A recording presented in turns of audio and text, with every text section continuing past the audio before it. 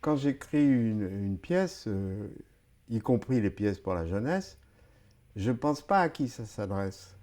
C'est les profs eux-mêmes qui font le classement, qui disent ça c'est plus pour les collégiens, ça c'est pour les lycées, ça c'est pour les terminales, ça c'est pour... C'est un accident qui m'a amené à écrire pour la jeunesse. En France, les auteurs sont rarement sollicités. On leur passe pas de commande ou alors il faut être ami avec... voilà, bon. Et j'avais un metteur en scène anglais qui était devenu un ami, qui avait monté l'atelier, qui avait monté Zone Libre, qui avait monté Dreyfus. Et puis un jour, il m'a dit « mais moi je veux bien te commander une pièce ». Alors j'ai dit « mais je sais pas l'anglais, je vais écrire une pièce, tout va m'échapper quoi ». Il dit « bah écris une pièce pour la jeunesse ». Alors je dis, c'est quoi la jeunesse? Il me dit, bah, c'est les enfants. Et j'ai écrit Le petit violon. Ce que j'essaye de faire, c'est de faire un plat unique pour les enfants et les adultes, et après, chacun choisit ce qu'il veut.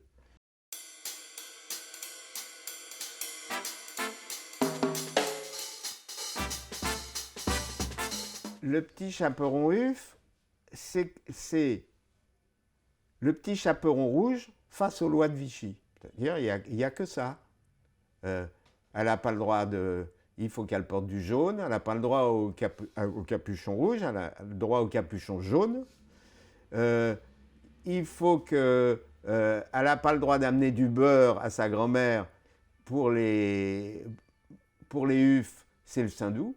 En fait, quand on lit les contes en général, mais ceux de Perrault en particulier, ce sont des contes historiques.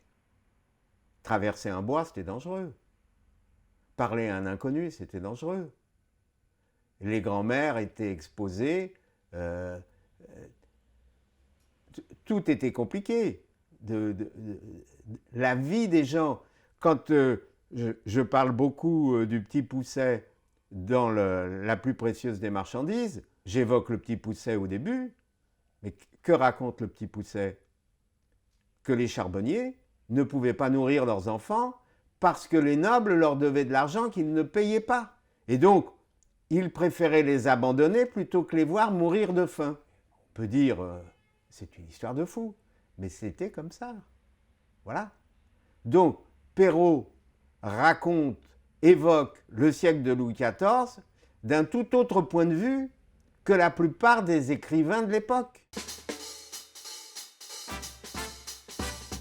Je pense que le théâtre, dans les milieux scolaires, quels qu'ils soient et quel que soit l'âge, c'est quelque chose qui libère les enfants.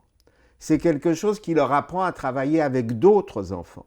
C'est un bon endroit pour apprendre à vivre en commun. C'est en fait plus la démocratie qui est en jeu que le théâtre implique.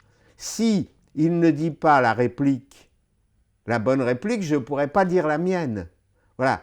Si on a mal choisi la musique, ou si celui qui doit mettre la musique à tel moment ne le fait pas, et qu'il le fait à un autre moment, ça ne marche pas.